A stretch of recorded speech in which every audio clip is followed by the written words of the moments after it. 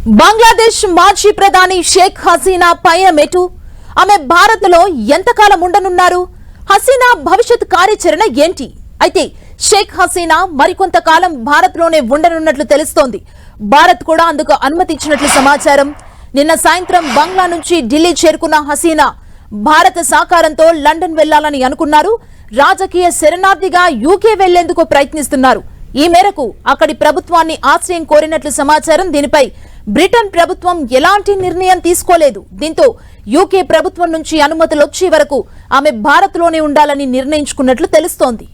ఉత్తరప్రదేశ్లోని Ghaziabad Hindon air base నుంచి బంగ్లాదేశ్ విమానం వెళ్లిపోయింది. ఉదయం 9 గంటల సమయంలో C-130J విమానం బయలుదేరి వెళ్లింది. అయితే ఆ విమానంలో షేక్ హసీనా లేరని తెలుస్తోంది. 7 మిలిటరీ సిబ్బందితో విమానం బంగ్లాదేశ్ తిరిగి వెళ్లినట్లు తెలుస్తోంది. హసీనా భారత్లోనే ఉన్నారనే విషయాన్ని కేంద్ర మంత్రి జైశంకర్ అఖిలపక్ష సమావేశంలో స్పష్టం చేశారు. ఆమె భవిష్యత్ కార్యాచరణ ఏంటో తెలియచేయడానికి కొంత సమయం ఇవ్వాలన్నారు. బంగ్లాదేశ్ ఆర్మీతో కేంద్ర ప్రభుత్వం టచ్ లో ఉందని వెల్లడించారు ఆయన. पिछले महीने शुरू हुए विरोध प्रदर्शनों के दौरान पहली बार सरकार ने ये कदम उठाया है।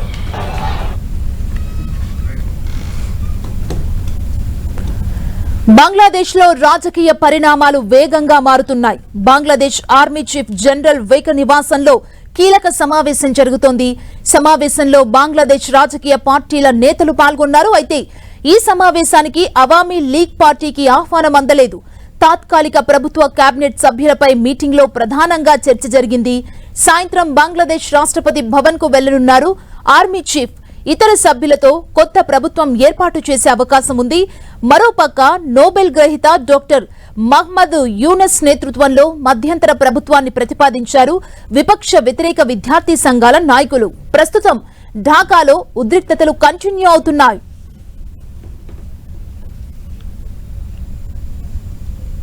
सरकार ने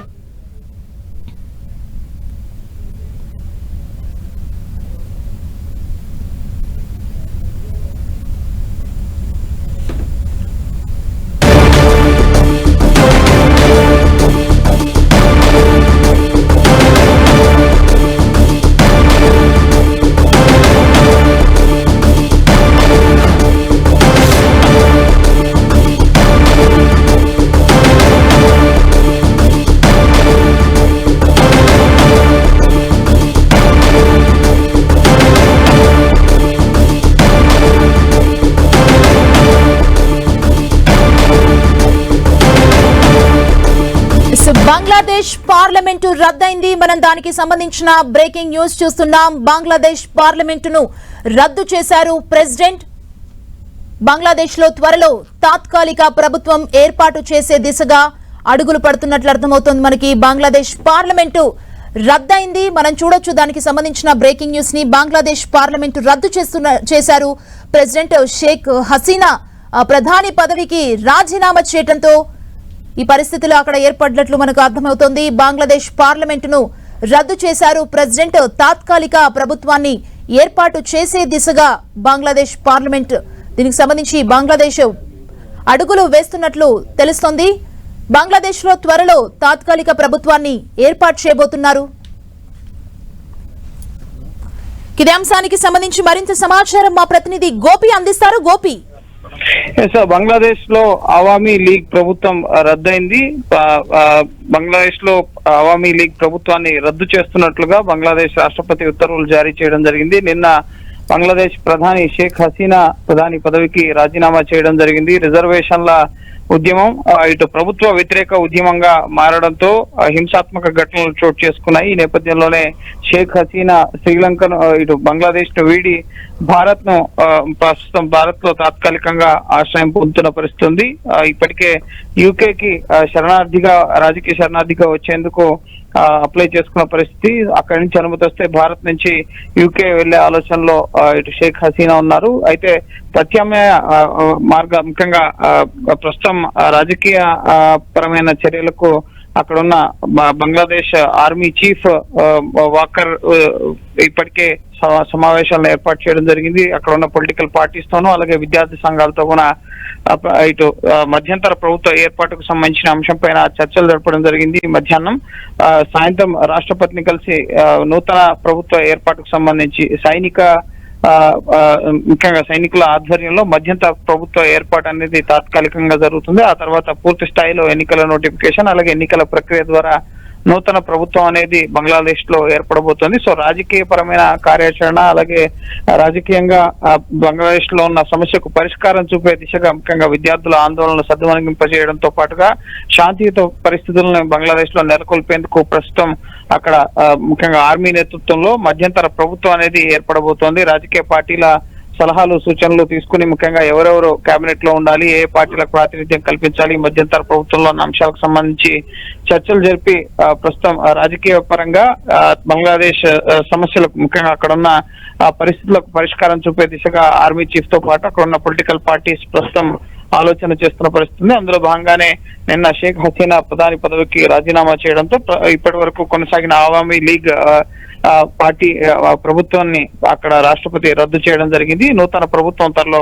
ముఖ్యంగా తాత్కాలికంగా మధ్యంతర ప్రభుత్వం కొలువుదీరి ఆ తర్వాత ఎన్నికల నోటిఫికేషన్ ద్వారా ఎన్నికలు జరిగిన తర్వాత బంగ్లాదేశ్ లో నూతన ప్రభుత్వం ఏర్పాటయ్యే అవకాశం కనిపిస్తుంది. అయితే ఈ మధ్యంతర ప్రభుత్వం ఎన్ని రోజులు కొనసాగుతుంది, అక్కడ ఉన్న పరిస్థితుల్ని శాంతియుతంగా ముఖ్యంగా శాంతి భద్రతలకు ఎటువంటి విఘాతం కలగకుండా సాధారణ పరిస్థితులు నెలకొల్పే వరకు కూడా ఈ మధ్యంతర ప్రభుత్వం అమల్లో ఉండే అవకాశం ఉంది. ఆ తర్వాత శాంతియుత పరిస్థితులు నెలకొల్లిన తర్వాత పరిస్థితులన్నీ సద్దుమణిగిన తర్వాత ఎన్నికల నోటిఫికేషన్ ద్వారా ఎన్నికలు జరిగిన తర్వాత నూతన ప్రభుత్వం ఏర్పాటయ్యే అవకాశం కనిపిస్తుంది. గోపి, అక్కడ అపోజిషన్ వ్యూహం ఏదైనా చేసే అవకాశాలు ఉన్నాయా? ఎలా ఉంటాయి ఆప్షన్స్? అంటే పార్లమెంటును రద్దు చేస్తూ ప్రకటన వచ్చింది కదా. ఎస్, పార్లమెంట్ రద్దు అయిపోయింది. జనవరిలో ఎలక్షన్స్ జరిగాయి. షేక్ హసీనా అవామీ లీగ్ పార్టీకి వ్యతిరేకంగా ఏ పొలిటికల్ పార్టీ కూడా ఇటీవల జనవరిలో జరిగిన ఎలక్షన్స్ లో బిఎన్పి పార్టీ కానీ అక్కడ ఉన్న స్థానిక పార్టీలు ఏవి కూడా ఎలక్షన్స్ ని బహిష్కరించిన పరిస్థితి. సో సొంతగా అక్కడ ప్రభుత్వాన్ని నాలుగోసారి వరుసగా షేక్ హసీనా ఏర్పాటు చేయడం జరిగింది. రిగ్గింగ్ చేసి ఆవిడ గెలిచారు, ఎటువంటి ఎన్నికల ప్రక్రియ కూడా సరిగా జరగలేదన్న విమర్శలు కూడా వచ్చాయి. సో ఇప్పుడు మధ్యంతర ప్రభుత్వంలో వివిధ రాజకీయ పార్టీలకు సంబంధించిన ప్రతినిధులతో సైనిక ముఖ్యంగా సైనికుల నేతృత్వంలో ఆర్మీ చీఫ్ నేతృత్వంలో మధ్యంతర ప్రభుత్వం ఏర్పడబోతోంది. సైనిక పాలనగానే దీన్ని చెప్పాల్సి ఉంటుంది. ఆ తర్వాత పూర్తి స్థాయిలో ఎన్నికల నోటిఫికేషన్ వచ్చిన తర్వాత ముఖ్యంగా అన్ని రాజకీయ పార్టీలు ఎలక్షన్స్ లో పోటీ చేసిన తర్వాత ముఖ్యంగా ప్రజల చేత ఎన్నుకోబడిన ప్రభుత్వం బంగ్లాదేశ్ లో ఏర్పడబోతోంది. ప్రస్తుతం తాత్కాలికంగా ఆర్మీ చీఫ్ వివిధ రాజకీయ పార్టీల ప్రతినిధులతో మధ్యంతర ప్రభుత్వాన్ని ఏర్పాటు చేయడం జరుగుతోంది. పరిస్థితులు సద్దుమణిగిన తర్వాత, ఎందుకంటే అల్లర్లు అలాగే దాడులు ఇవన్నీ కూడా జరుగుతున్నాయి. అవామీ లీగ్ పార్టీని పూర్తిగా బహిష్కరిస్తున్న పరిస్థితి. అక్కడ ఉన్న అవామీ లీగ్ పార్టీ ప్రతినిధుల పైన, ఎంపీల పైన, వారి నివాసాలు, ఆస్తుల పైన దాడులు జరుగుతున్న పరిస్థితి ఉంది. కాబట్టి సో ప్రస్తుతం కర్ఫ్యూని అయితే సడలించారు. కానీ శాంతియుత పరిస్థితులు నెలకొన్న తర్వాతే, సాధారణ పరిస్థితులు వచ్చిన తర్వాతనే పూర్తిగా ఎన్నికల ప్రక్రియ జరిగి ఆ తర్వాత ప్రజల చేత ఎన్నుకోబడిన ప్రభుత్వం అనేది అక్కడ ఏర్పడే అవకాశం కనిపిస్తుంది. అప్పటి వరకు సైనికుల నేతృత్వంలో, ఆర్మీ అధికారుల నేతృత్వంలోనే సైనిక పరమైన ముఖ్యంగా పాలన అక్కడ కొనసాగబోతోంది. కానీ రాజకీయ పార్టీల ప్రతినిధుల ప్రాతినిధ్యం కూడా అందులో ఉండబోతోంది.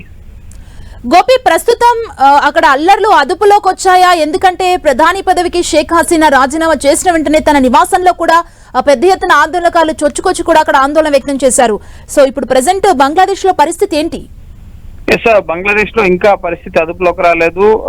విద్యార్థి నాయకులు కానీ, ఆందోళనకారులు కానీ ఇంకా తమ ఆందోళన కొనసాగిస్తున్నారు. సైనిక పరమైన పాలన తమకొద్దు, ప్రజాస్వామ్యత పాలన కావాలని చెప్పి కూడా కొందరు డిమాండ్ చేస్తున్న పరిస్థితి ఉంది. సో కానీ ఆ పరిస్థితులు నెలకొనాలంటే ఇటు ఈ దాడులు కానీ అలాగే అల్లర్లు కానీ ఇవన్నీ ఆగాలంటే కూడా ఇటు నూతన ప్రభుత్వం ఏర్పడే పరిస్థితి అక్కడ కల్పించబడాలి. కాబట్టి సైనిక పరమైన పాలన తప్పదని చెప్పి ముఖ్యంగా అక్కడ ఉన్న సైనిక అధికారులు చెప్తున్నారు. సో అప్పటి వరకు కూడా మధ్యంతర ప్రభుత్వం ముఖ్యంగా పరిపాలన సాగించడానికి అవకాశాలు ఉన్నాయి. సో ప్రస్తుతం అయితే వివిధ రాజకీయ పార్టీల నేతలతో బంగ్లాదేశ్ ఆర్మీ చీఫ్ చర్చలు జరిపారు. అలాగే విద్యార్థి నాయకులతో కూడా చర్చలు జరపడం జరిగింది. సో ఇంకా కాస్త సమయం పట్టే అవకాశం ఉంది సాధారణ పరిస్థితులు నెలకొనడానికి. అక్కడ ఉన్న హిందూ దేవాలయాల పైన, అక్కడ ఉన్న మైనారిటీ వర్గం పైన కూడా దాడులు జరుగుతున్నాయన్న విషయాలు వెలుగులోకి వస్తున్నాయి.